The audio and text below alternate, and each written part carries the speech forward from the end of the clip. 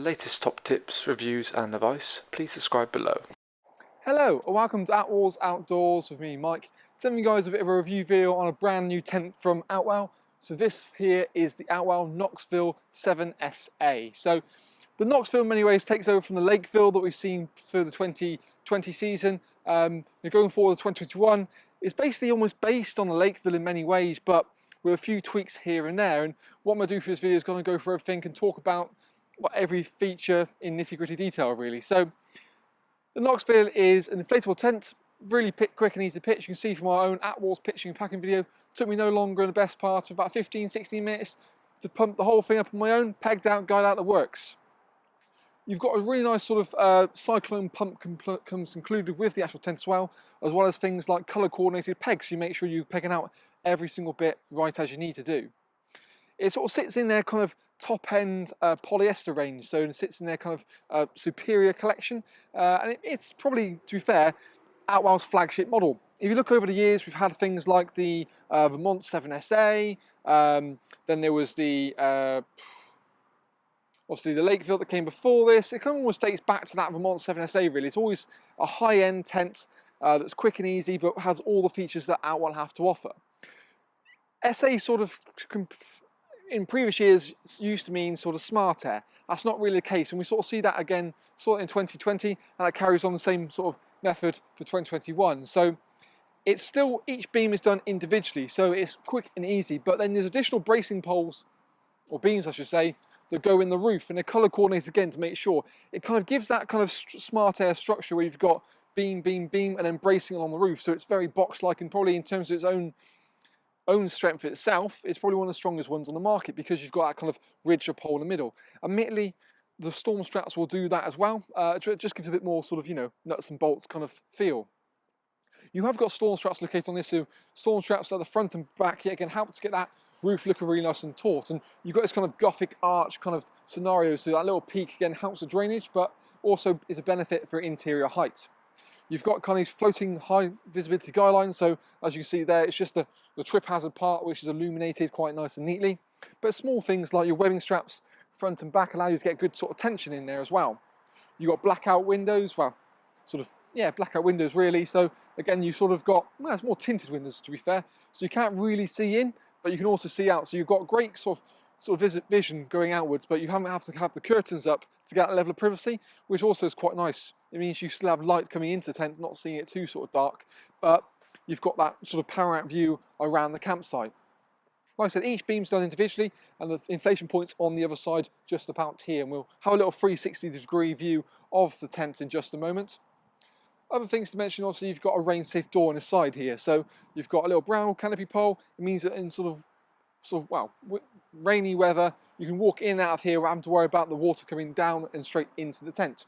And again, the two sort of side doors here, you've got a fully meshed as well, so you can really help get that circulation of air just to make it a bit fresh on those warmer days. But means that you can sort of be in there with a lantern at night playing cards and not have to worry about all the bugs coming in and joining the party as well. There's a new kind of bigger ventilation system at the back, and like I said, we'll go through more internal details as such. The front door scenario is very much similar, so you've got the fact that you've got this really nice big enclosed sort of front awning, and the great depth on this works really well. About 470 wide and around about sort of 750 long, so it typically should sit on standard pitch really. But the door scenario at the front is quite flexible, so you can obviously roll it from right to left or left to right, so you've got sort of pullers either side. So again, it means that depending on what the winds or weather's doing, you can sort of chop and change between one and another. So alternatively, because you've got sort of 4 zip pullers, what you can also do is create this little veranda kind of feel. So you can get that sort of bit of airflow coming straight through the tent, like so. Just allows a bit of airflow in. Admittedly, for sort of 2021 season, the old previous Lakeville had a mesh door here. That's actually moved back a bit, and we'll come into that in just a second, but it still gives you a really nice ability that you kind of sort of seal the tent up, have the door sort of halfway that way and create sort of a living area, well, a cooking area in that side here, or you do it the opposite way. So it's quite flexible in its orientation. What I'll do now actually there is we'll just kind of zip the door down and put it to one side. So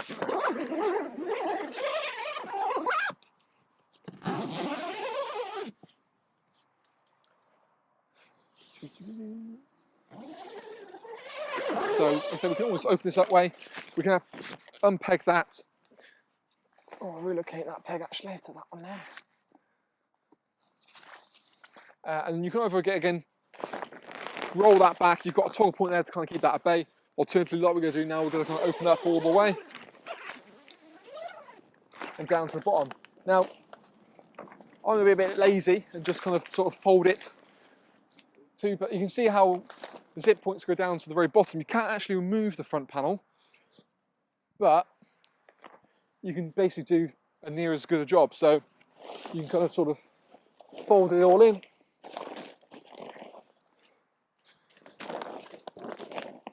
And then kind of roll it from one side to the other.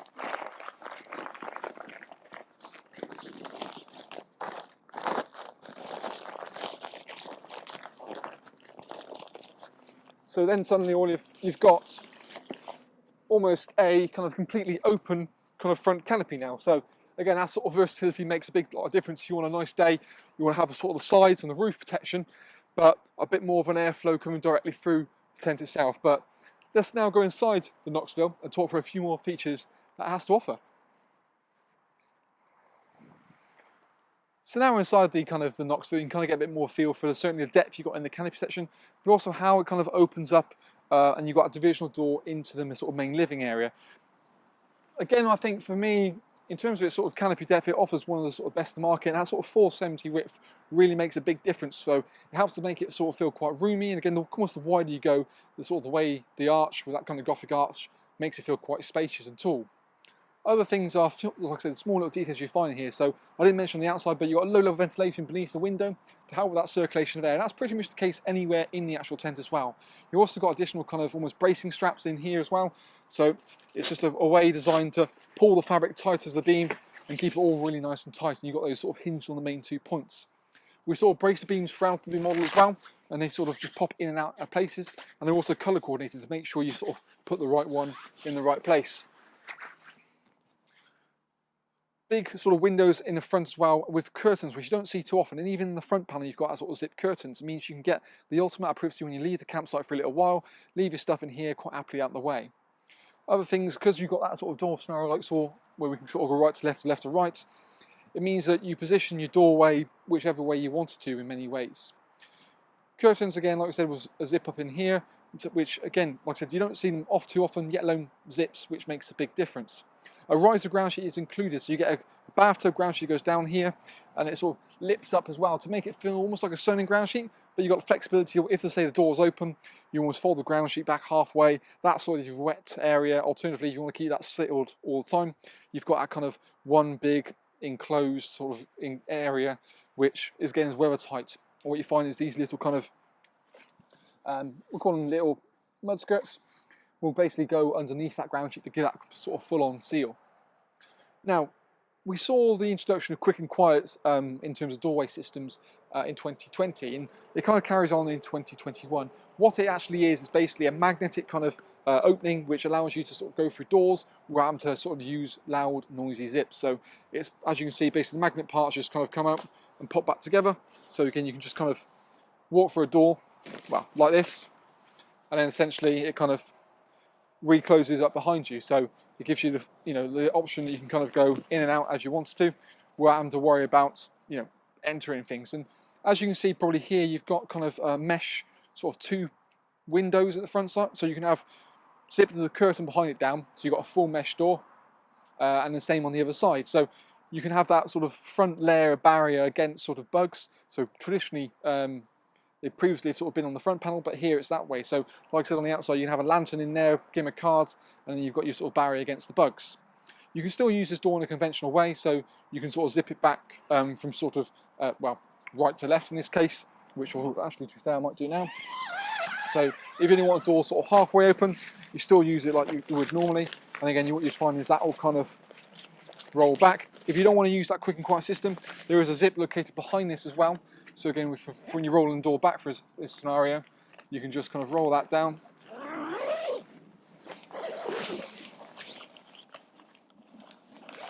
And then that door won't actually go anywhere.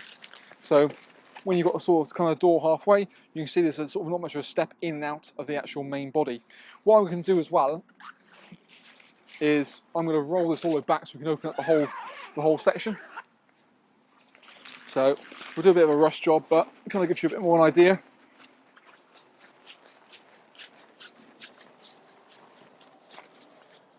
And again, you've got toggle points, pretty much every point to get that as and when we need to.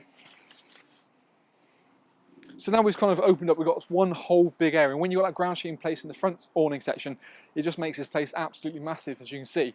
You know, tons and tons of room, especially in this corner as well. This kind of Gothic arch kind of system. I'm about 6'2", and standing up in the corners here, admittedly I'm a little bit away from the base, but it helps to make it feel better. And certainly things that are a bit lower, like furniture and chairs, will tuck a bit nicer to it. Admittedly, it's not probably I would say the boxiest one on the market, but in essence, what it's kind of, by making it wider, they've kind of accommodated for that. Admittedly, it's a more expensive way of doing it, but you kind of get the idea. Overall, like I said, not only is space one of the sort of better things you find here, but is that sort of level of features. So classical things like cable entry points, so you've got a point down here for a mains hookup, can go into that side, and then again you've also got one directly in the front located here as well. So it doesn't matter which way your sort of mains hookup's coming from, you can quite happily accommodate it. Again, when you want to hang a lantern, you've got the kind of hook track system, so it's a track that's built onto it in sort of 1, 2, and then also then 3 beams, and you've got these little clips that come supplied, or you can buy additionally, and it helps a hanging point for a lantern. You can sort of position them where you want to, almost like clothes pegs, so you'll just remove them as like easily as that. And then you just pop them back on, and you've got a little point to hang something from, quite nice and simple. You can put things like storage organisers, or have one point to one point and have a lantern hanging across, or flexible lighting going along the system. So, you know, pretty much the options are endless. We've got everywhere we've talked about zip curtains, and the joys of zip curtains in many ways is that you just get that ultimate amount of privacy. So I've taken them up all the way, so you've got a perfect kind of level, or you can actually bring it down sort of halfway, so you allow a little bit of light in, but you've still got sort of an element of privacy as well.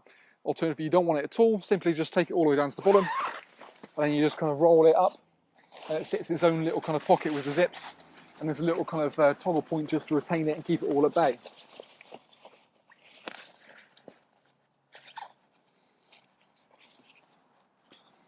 And again, we've still got a low level ventilation point quite happily in there.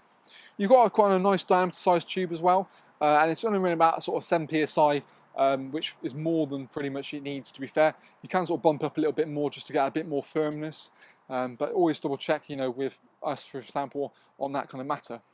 Now, the sleeping scenario. So we've got essentially 3 bedrooms at the back. It's basically a 2, 3 and a 2. Admittedly, I'd probably say it's more of a 2, a very massive 2 and a 2. So I would definitely consider this being sort of more the your sort of superior bedroom. The one for the adults, you know, having a 1 sort of 80 width means you can have sort of a high-rise camp bed in there, a bit of room either side quite happily. It means that you've got 2 bedrooms either side for kids. So I'd see this being as a very, very generous 5 berth, more of a true 6, but if you really want to, you could fit 6 in here actually, to be fair. 7 in here, sorry. Now, we've got that kind of quick and quiet inner door as well. And again, same kind of premise, so we can sort of, this is where it sort of originated from. You can sort of walk in the tent without having to worry, or go to bed, or go to the loo, for example, without having to worry, sort of break the kids up. You just sort of kind of pop in there, and then the door quite happily closes behind you. You've still got things like a mesh panel built in, so you can get that sort of level of ventilation and airflow coming through it. If anything as well, it's going to make this feel a little bit lighter in here, because, to be fair, it does feel a bit darker. Now, the bedrooms actually haven't changed in terms of colour, but what they've actually done is they've actually kind of the roof fabric here is no longer this kind of lighter colour, it's a darker colour. It makes the whole bedroom scenario feel a lot darker itself. What I'll do actually is open this master bedroom up a bit more so you can kind of appreciate kind of how big it really is. And again, we've got a sort of additional zip that's behind the magnetic door, so we'll zip that up. And I'm going to want... So, as we open it up, you can roll that back. Just do a bit of a rush job. You can probably appreciate now how kind of dark that back bedroom section is. And it makes it sort of ideal for hopefully getting a good night's sleep. You've got some other new features going on in the back here as well. So not only have you got kind of a new mesh panel here, You've got a blind to sort of, again, get it on when you want to. So you want to compromise, say you want a darker bedroom rather than having mesh sort of fully open all the time. And again, when you've got it, sort of marries up with the mesh panel at the back, which we'll come to in a minute when we do a 360 view of it. This being obviously, like I said, master bedroom is tons of room, and it's 230 in the depth, but it makes it feel bigger because of the way it's been shaped at the back. So you've got this almost like drop at the back.